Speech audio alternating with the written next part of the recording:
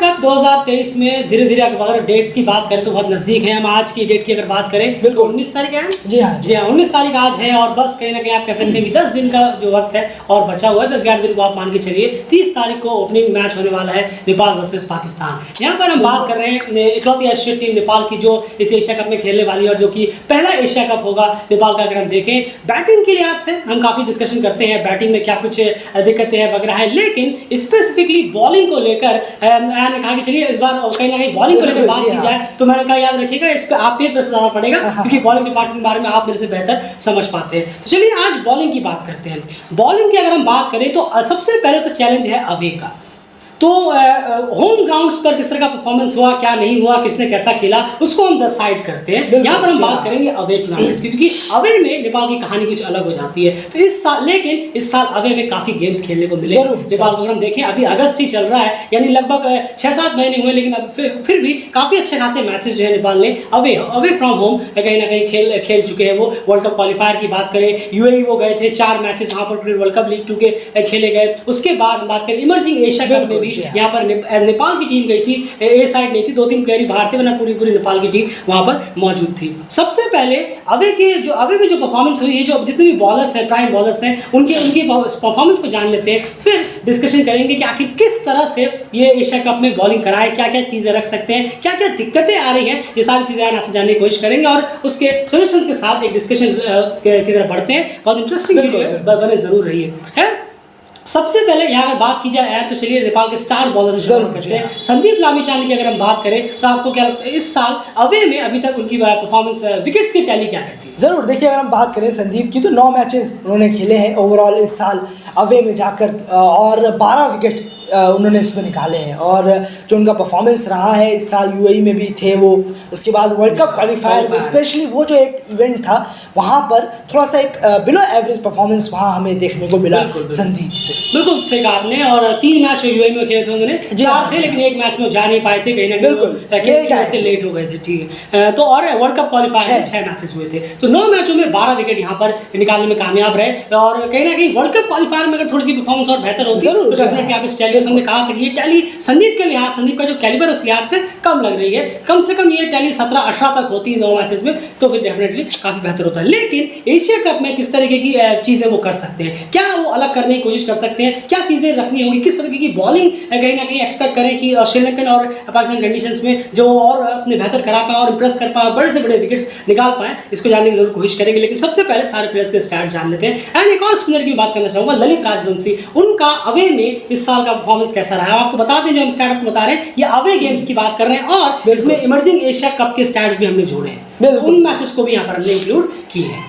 ज़रूर। और ललित की बात करें तो 5 मैचेस में 7 विकेट उन्होंने निकाले हैं और परफॉर्मेंस भी एक कहना होगा कि इकोनॉमिकल काफ़ी रहे हैं। अगर आप देखेंगे विकेट्स के लिहाज से थोड़ा सा ये लेस रहते ही हैं, लेकिन इकोनॉमिकल बहुत रहते हैं, क्योंकि विकेट्स का जो काम है वो मोस्टली हम देखते हैं कि संदीप बहुत स्पिन डिपार्टमेंट, जी हाँ, स्पिन डिपार्टमेंट में काफ़ी विकेट ले जाते हैं, लेकिन प्रेशर बनाना बहुत बेहतरीन काम करते हैं ललित। अगर देखा जाए ज़बरदस्त उनकी कंसिस्टेंसी है एक जगह पर रखने की, तो यही रिकॉर्ड है उनका अवे फ्रॉम होम से बाहर 5 मैच में 7। बिल्कुल सही कहा आपने। आयन जो आपने लाइन जोड़ी वो बहुत बेहतर जोड़ी कि एक ही टप्पे पर कंसिस्टेंसी के साथ, पेशेंस के साथ बॉलिंग अगर कोई बॉलर रख पाता है नेपाल की पूरी टीम में, बॉलिंग यूनिट में, डेफिनेटली ललित राजवंशी जरूर है, जिसका उन्हें फल फ्रूट भी आप कह सकते हो मिलता जरूर है कि वो बहुत ज़्यादा इकोनॉमिकल और कंजूसी भरे स्पेल्स उनके रहते हैं। चलिए अब बात करते हैं अगले बॉलर की। यहाँ अगर हम सोमपाल कामी की बात करें, यार पहले स्पेसिफिक बॉलर्स की बात कर लेते हैं, फिर ऑलराउंडर्स की तरफ भी चलेंगे क्योंकि उनको भी काफी ओवर्स यहाँ पर कराने होते हैं मिड में। एंड सोमपाल कामी के इस साल के स्टैट्स क्या कुछ कहते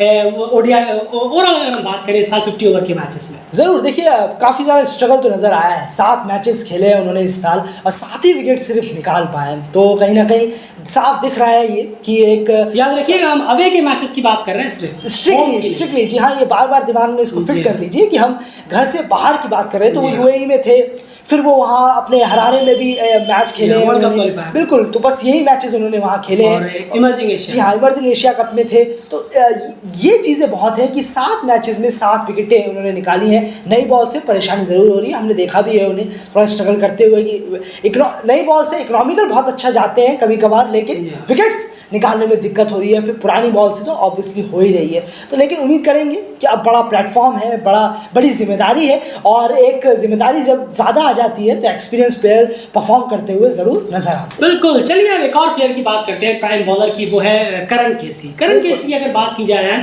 तो उनके स्टैट्स क्या कुछ कहते हैं इस साल अगर हम देखें, अवे में जब भी वो गए हैं तो वहाँ पर स्टैट्स वगैरह क्या कुछ हाल रहा है 50 ओवर की अगर हम बात करें? ज़रूर। देखिए, करण केसी की बात करें तो बहुत आउटस्टैंडिंग उनका एक रहा है दिल्ली इस साल।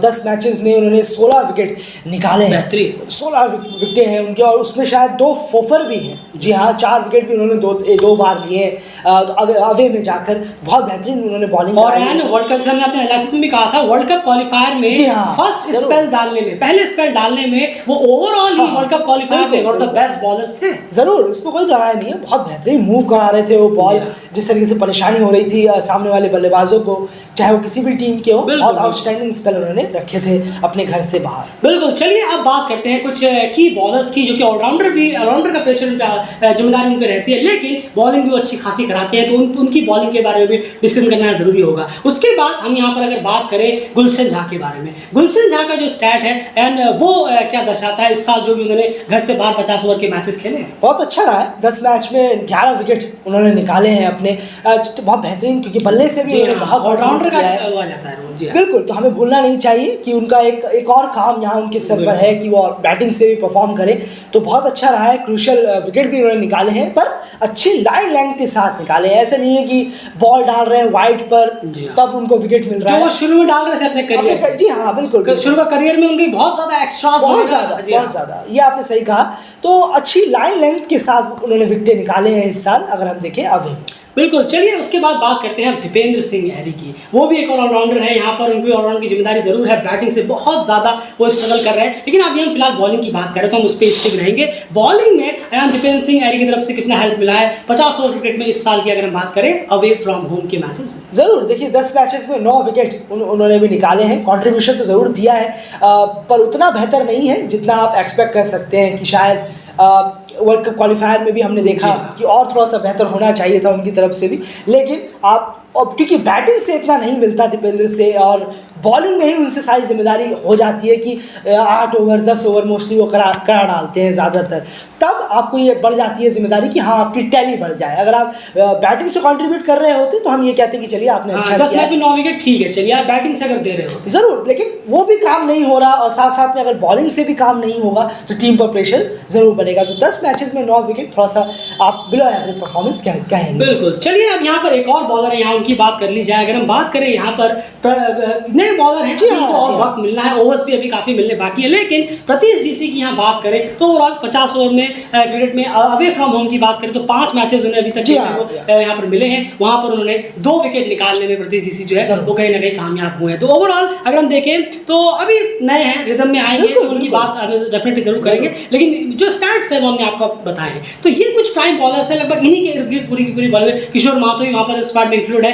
मौसम ढक्कल है, तो वो लोग सबसे पहले तो वो लोगों को जगह कितनी मिल पाती है प्लेइंग इलेवन में, सबसे बड़ी दिक्कत है, क्योंकि प्राइम बॉलर्स ऑलरेडी यही सब है, इन्हीं के ऊपर सबसे ज्यादा दमदार रहने वाला है। तो मैं सीधे सीधे आपसे पूछना चाहूंगा, शुरुआत संदीप लामिछाने से करना चाहूंगा। Sandeep Lamichhane world cup qualifier में गए, डेफिनेटली उन्होंने स्ट्रगल वहाँ पर जरूर किया, काफी स्ट्रगल किया फुल मेंबर्स के खिलाफ, और ओवरऑल नीदरलैंड्स के खिलाफ भी उन्होंने काफी स्ट्रगल किया, और विकेट जरूर उन्होंने निकाले, लेकिन तब तक रन्स वगैरह भी काफी ज्यादा हो गए थे। आयरलैंड के खिलाफ भी वो स्ट्रगल करते हुए नजर आए, उनकी कैच छूटी, लेकिन कैच छूटना, देखिए कैच छूटना वो पार्ट ऑफ द गेम। ऐसा कौन सा बॉलर दुनिया में जिसकी बॉलों पे कैच नहीं छूटे होंगे? अगर हर बॉलर के हर कैच को पकड़ा गया होता तो मेरे ख्याल से हर दिन आज 200 300 400 500 विकेट होते, और एंडरसन वगैरह के तो 1000 विकेट शायद हो जाते। तो वो पार्ट ऑफ गेम होता है। खैर, संदीप लामिछाने के हिसाब से मैं आपसे पूछना चाहूंगा कि क्या आपको लगता है कि एशिया कप में जब वो जाएं, मुल्तान की और श्रीलंका की पिचेस के बारे में आपने ऐसे बताया था कि मुल्तान में भी कहीं ना कहीं लेट आपको स्पिन मिलेगी, श्रीलंका में तो और बेहतर स्पिन आपको मिला। हमने देखा किस तरह से अभी फराजुद्दीन ने श्रीलंका में बॉलिंग कराई,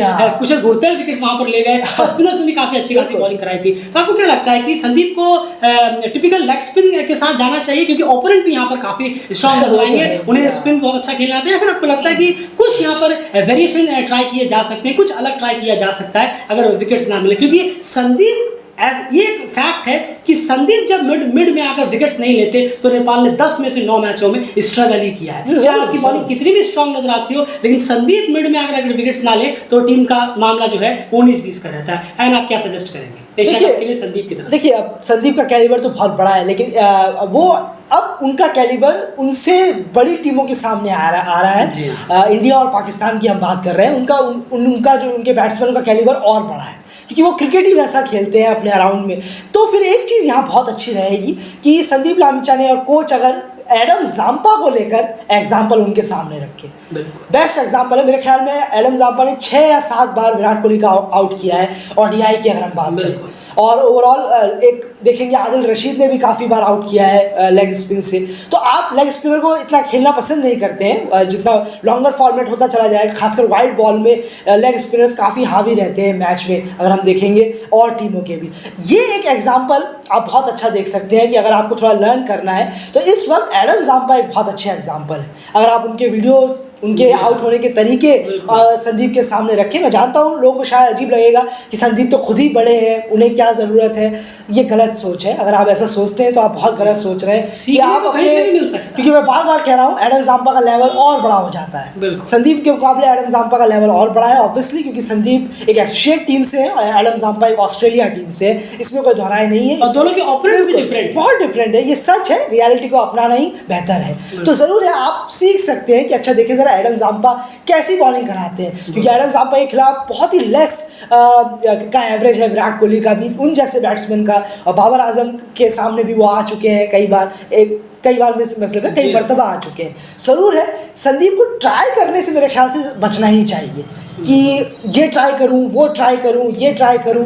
ट्राई करते करते ही ओवर ख़त्म हो जाएंगे और फिर कहानी ख़त्म हो जाएगी। और बड़े बैट्समैन हैं सामने तो आप अपने बेहतर लाइन और लेंथ के साथ अगर जाएं, लेग स्पिन हो, 2 चीज़ें जरूर हो। यानी जिस चीज़ पे संदीप खुद को सबसे स्ट्रेंथफुल मानते हैं, आप कह रहे हैं उसी के साथ उतरना चाहिए। जरूर। और एक चीज़ और है इसमें कि लर्न अगर करना है तो ज़रूर एडम जाम्पा से करना है, क्योंकि उनसे अच्छा एग्जाम्पल अभी नहीं देखा है। बहुत स्ट्रगल करते हुए देखा है विराट कोहली, जिनके 12-13 हज़ार रन हो गए। अगर एक बॉलर जो उन्हें ऐसा स्ट्रगल करा दे तो सोच के देखिए उससे लर्न क्यों नहीं कर सकते आप। डेफिनेटली क्लियर है यहाँ पर। तो एग्जाम्पल के तौर पर आप एडम जाम्पा की वीडियोस की तरफ देख सकते हैं, कोई अभी भी काफ़ी वक्त है, यहाँ पर देख सकते हैं कि किन जगहों पर उन्होंने बॉल रखी है, किस तरह से बॉल रखी, किस तरह से वो तंग करने में कामयाब हुए एज अ लेग स्पिनर। और ओवरऑल उसके अलावा जो आपकी फुल स्ट्रेंथ है, आप उसी स्ट्रेंथ के साथ बॉल बैट्समैनों पर अटैक करें, चाहे वो विराट हो, रोहित हो, बाबर हो, रिजवान हो, फकर हो, जिसके सामने भी आप आए तो वहां पर आप उसी के साथ जाएं तो बहुत बेहतर रहेगा। यानी क्लियरली है संदीप को थोड़ा सा अपना एंटीना और अप करना पड़ेगा गेम, क्योंकि ओपोनेंट भी बहुत ज्यादा बेहतर है। तो और क्योंकि संदीप की जो हमने पहले ही कहा कि मिड ओवर्स में संदीप बहुत ज्यादा क्रूशियल हो जाते हैं।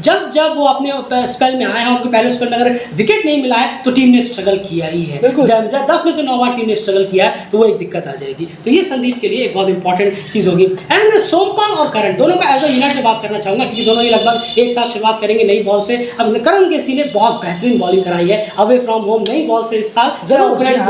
यूएई हो, वेस्ट इंडीज हो, जिम्बाब्वे, कोई भी ओपोनेंट हो, वो हमने क्लियरली देखा। क्या कहना चाहेंगे आप सोमपाल करण की जुगलबंदी को कैसे, किस तरह की बॉलिंग आप देखना चाहेंगे एशिया कप में? नहीं, डेफिनेटली आसान नहीं होगा। पावर प्ले ऑन होगा, 38 के ऊपर से बॉल जाते ही चौके के लिए निकलेगी, लेकिन विकेट्स भी पावर प्ले में काफी गिरते हैं अगर अच्छी बॉलिंग हो तो। बिल्कुल सही कहा। और दोनों बहुत एक्सपीरियंस बॉलर, बहुत ही एक्सपीरियंस है। और संदीप भी उनमें जुड़े हुए थे, जैसा हमने कहा, बहुत अच्छे एक्सपीरियंस। तभी तो इन तीनों की बात हम सबसे पहले कर रहे हैं, ये तीनों सबसे बड़े नाम है। बिल्कुल, लेकिन एक चीज का ध्यान रखना होगा कि 10 ओवर में अगर कैच छूट गया तो कोई गुंजाइश नहीं, वो माफी के लायक नहीं है। हम कहते हैं ना चलो लेट इट गो, कोई बात नहीं, हो जाता है, नहीं, ये यहाँ नहीं होता। शुरुआत में नहीं होता। एसीसी इवेंट है, आप पहली बार पहुंचे हैं, पहली बार आपको मौका मिल रहा है कि आप रोहित, गिल या इमाम या फखर का विकेट आपको मिल रहा है और वहाँ कैच छूट जाए।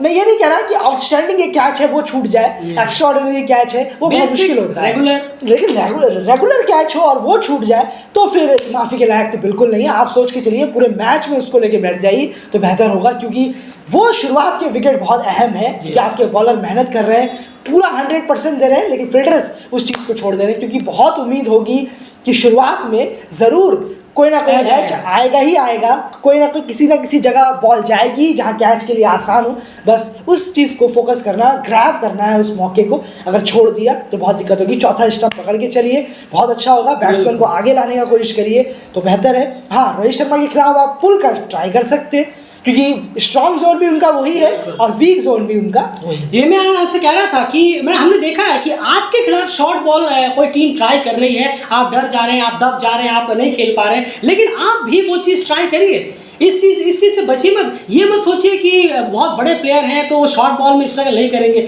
बड़े से बड़े प्लेयर देख लिए जिन्होंने शॉर्ट बॉल में स्ट्रगल किया है। बिल्कुल। चलिए 11 प्लेयर हैं, 11 में से 2 नहीं करते, बाकी 8 तो करते हैं। उन पे आप ट्राई, तो शॉर्ट बॉल्स ट्राई जरूर करें। सोमपाल और करण अपने ओवर में 6 बॉलों के स्पेल में कम से कम 2 बॉलें शॉर्ट जरूर रखिए। वो शॉर्ट बॉल भी बेहतरीन जगह पर और बेहतरीन पेस के साथ आनी चाहिए। तो डेफिनेटली ये रिकमेंड जरूर करें कि आप मिनिमम 2 बॉल तो डेफिनेटली शॉर्ट बॉल ट्राई जरूर से जरूर करिए हर ओवर में अपने स्पेल। डेफिनेटली आप अगर एक आध 6 के लिए जाते भी हैं तो ये मत सोचिए कि नहीं यार तो 6 के लिए चले गए, मामला खराब हो गया। ट्राई जरूर करिए। कोई भी बॉल कभी भी खड़ी हुई तो आपको एक बड़ा विकेट मिल सकता है, इसलिए उससे चीज को ट्राई करने से बिल्कुल भी मत चूकिएगा। और ओवरऑल यार आपने ये सही कहा कि चौथे स्टंप के आसपास रखनी है। और इसमें भी एक एग्जांपल है, वेस्ट इंडीज के खिलाफ करण केसी जब अपना सेकंड स्पेल लेकर आए थे, जब निकोलस पूरन बैटिंग कर रहे थे वहां पर, तो वो जो उनका स्पेल था सेकंड स्पेल, वो एक प्रॉपर एग्जांपल है कि किस तरह से बॉडी के क्लोज, स्टंप के पास कितना ज्यादा आप बैट्समैन को इरिटेट कर सकते हैं कि वो आप पे गलत शॉट के लिए ही जाए। वो उन्होंने प्रॉपर एग्जांपल दिखाया था। निकोलस पूरन को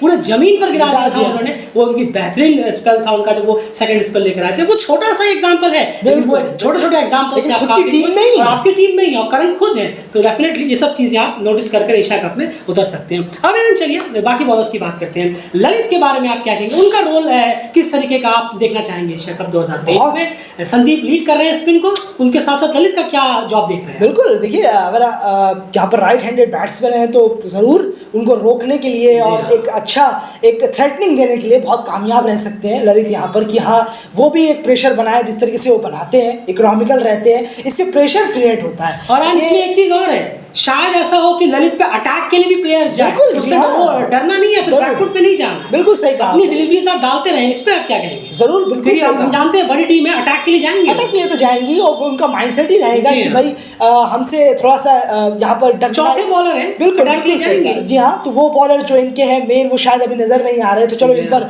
हम बिग हिट लगाने का ट्राई करते हैं। तो ऐसा नहीं है, शायद वो गलतफहमी में है कि आपको नजरअंदाज कर रहे हैं, लेकिन आप में वो कैलिबर है, ललित में वो कैलिबर है कि वो सामने वाले प्लेयर्स को आउट भी कर सकते हैं, रोक भी सकते हैं और रन्स को रोकने में काफी कामयाब हो सकते हैं। बिल्कुल, और अगर आपने रन्स को रोकने में कामयाब रहे तो जो अगला बॉलर आएगा, क्योंकि शायद आपका स्ट्राइक बॉलर, उस पे वो कहीं ना कहीं अननेसेसरी रिस्क लेने की कोशिश कर सकते हैं, जिससे टीम को ही एट द एंड फायदा होगा। अब इन ऑलराउंडर्स कैटेगरी में चलते हैं हम। दीपेंद्र सिंह एरी का, बैटिंग की बात हम यहाँ नहीं कर रहे हैं, स्पेसिफिक बॉलिंग की बात कर रहे हैं, बैटिंग की बात हम काफी कर चुके हैं। दीपेंद्र सिंह एरी का बॉल से आप रोल क्या देख रहे हैं? Definitely as a off spinner उनको कहीं ना कहीं लेग स्पिनर के सामने ट्राई करना, उसको यूटिलाइज करना, ये तो एक होगा ही, उसके अलावा आप क्या देख रहे हैं? नहीं, ये बिल्कुल, और ये एक ऐसा है कि प्लेयर की कैलिबर जो है सामने वो बहुत टफ है, बहुत टफ है। ऐसा नहीं है कि आप लेके आए और तुरंत विकेट मिल गया, लेकिन आप देखें अच्छी जगह, लाइन और लेंथ भी बहुत मैटर करता है। ये तो खैर होता ही है क्रिकेट में, सब चीज़ें मैटर करती हैं। तो इन लोगों से, जो अदर बॉलर्स हैं, इनसे यही उम्मीद कर सकते हैं, जैसे कि दीपेंद्र है, गुलशन के ऊपर अभी आएंगे,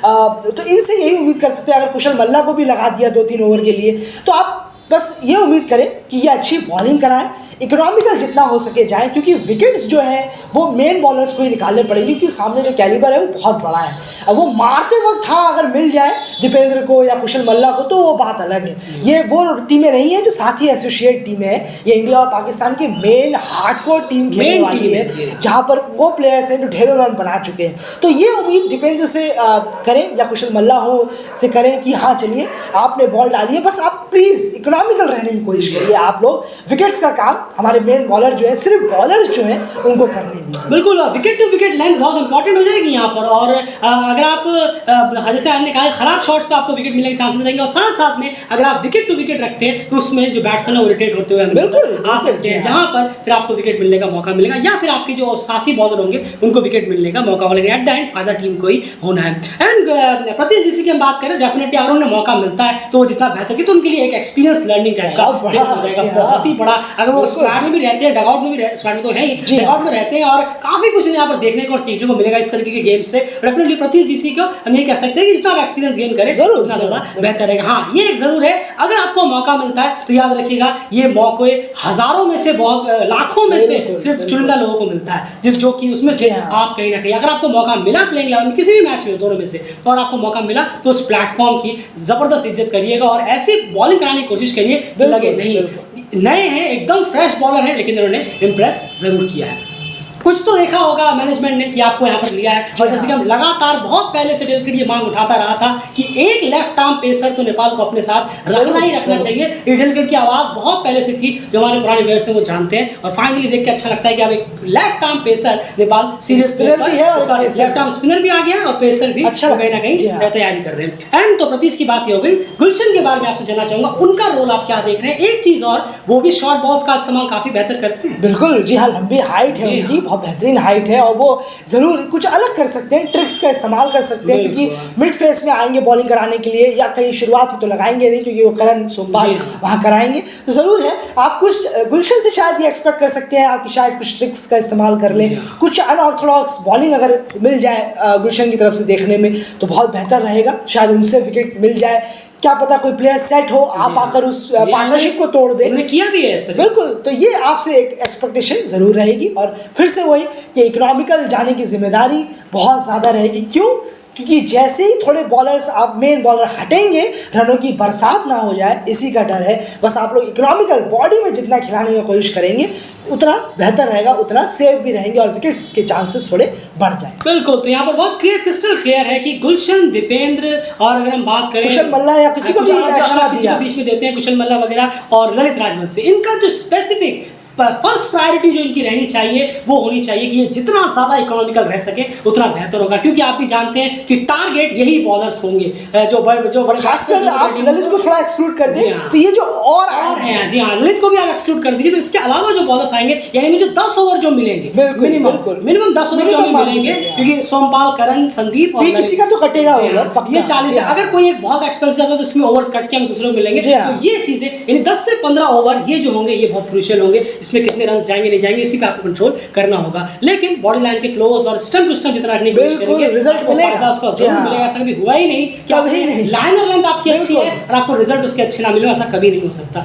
ओवरऑल ये चीजें हैं, अगर हम देखें तो ये जिम्मेदारी है अलग अलग बॉलर्स की इस एशिया कप पे, जो हमने बहुत डिटेल वे में आपको एनालाइज करने की कोशिश किया है। एट द एंड अगर हम ओवरऑल देखें तो आपको क्या लगता है कि आपको स्पिन डिपार्टमेंट से एशिया कप 2023 में नेपाल के ज्यादा एक्सपेक्टेशन रहेगा या पेसर डिपार्टमेंट से? कंडीशन सारी चीजों को और ओपोनेंट को देखते हुए इसी के आंसर के साथ कंक्लूड करते हैं। जरूर देखिए, आप कहना तो होगा कि स्पिनर्स कहीं ना कहीं अगर आप देखें थोड़ा पलड़ा कहीं ना कहीं भारी नजर आएगा जरूर, क्योंकि संदीप और ललित यहाँ पर है, और ग्राउंड्स भी स्पिनर्स को बिल्कुल सही कहा आपने, लेट, क्योंकि लेट यहाँ पर बॉल मदद जरूर करेगी, तो लेट आते हैं संदीप और ललित, थोड़ा ललित को तो कभी कभी लगा भी दिया जाता है, लेकिन फिर वो स्टॉप हो जाते हैं, फिर वो अपना ओवर बाद में लेके आते हैं, तो स्पिनर्स जरूर क्रूशियल रहेंगे। बस देखना होगा पेसर्स किस तरीके से एक बेहतर डिसिप्लिन के साथ अगर बॉलिंग कराएं तो रिजल्ट हमें हैरानी भरे भी मिल सकते हैं। बिल्कुल, तो ये कहीं ना कहीं पूरी कंप्लीट एनालिसिस है कि किस तरह से तैयार है उनका अवे जो रहा है वो किस तरह से रहा है। मैं आपको वापस से बता दें, जो भी हमने स्टैट्स आपके सामने रखे हैं, ये घर से बाहर के जितने भी 50 ओवर के मैचेस नेपाल ने खेले हैं इस साल, including world cup qualifier, specifically world cup qualifier, और यूएई में जो 4 मैचेस वर्ल्ड कप लीग 2 के हुए थे, और जो इमर्जिंग एशिया कप, इन तीनों के स्टैट्स मिलाकर हमने आपके सामने रखे थे, क्योंकि यही अवे में हुए थे। घर में परफॉर्मेंस आपकी कैसी भी हो, अवे में जाते हैं, क्योंकि आपको ये टूर्नामेंट अवे में जाकर खेलना है। ओवरऑल वापस से कहेंगे कि बॉलिंग में ओपोनेंट्स मैटर भी बहुत ज्यादा हो जाएगा, जो कि हमने बात जरूर की है। और एट द एंड वापस से एक चीज और यहाँ पर याद दिला दूं कि जैसे आपने एग्जांपल दिया कि एडम जाम्पा की जो वीडियोस है उसको देख कर कहीं ना कहीं चीजें देखी जा सकती है, किस तरह से लाइन डाली गई है। और पेसर्स के लिहाज से अगर हम बात करें किस तरह की बॉडी टू बॉडी लाइन या फिर स्टंप के क्लोजेस्ट बॉलिंग हम रख सकते हैं, उसका एक छोटा सा एग्जांपल करण केसी का बेस्ट जो सेकंड स्पेल रहा था उसको भी देखा जा सकता है। एग्जांपल्स देखकर सीखने में कोई बुराई नहीं है, उसको आप प्रैक्टिस करें। और आप पाकिस्तान जा रहे हैं तो वहां पर बॉलर्स जो है, ये जितने भी बॉलर्स की हमने बात की, ये जितना ज़्यादा उस 4-5 दिनों का फ़ायदा उठा सके, ऑलरेडी बहुत लेट हो चुका है, इसका फ़ायदा पूरे मई भर में, पूरे अगस्त भर में उठाना चाहिए था